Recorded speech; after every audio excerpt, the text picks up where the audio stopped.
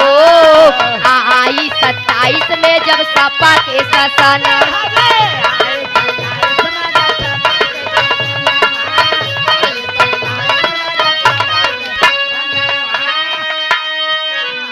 CM Akhilesh बनी है डिम्पल के सजनवा।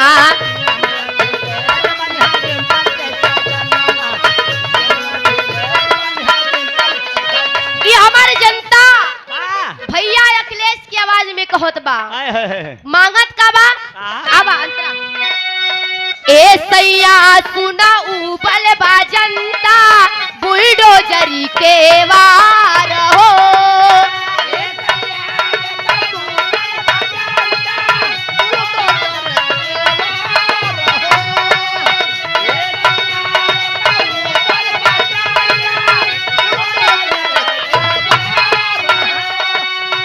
मांग रही अब माता बहन चाहिए अखिलेश के सरकार हो।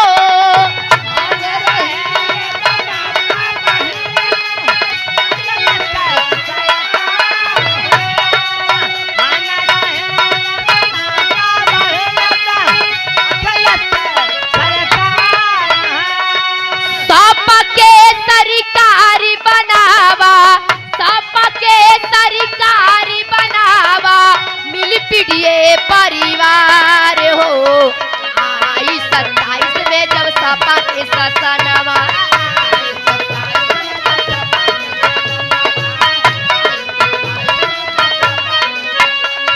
सीएम अखिलेश बनी है डिम्पल के सजनवा।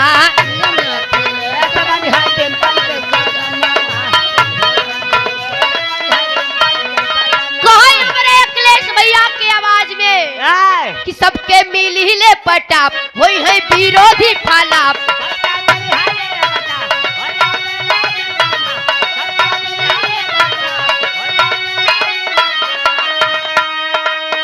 सबके मिल हिले पटाप होई है विरोधी फालाप। साइकिल दे के गरीब बेटी के पढ़ाई है हो, पढ़ाई है हो आई 27 में जब सपा के शासनवा।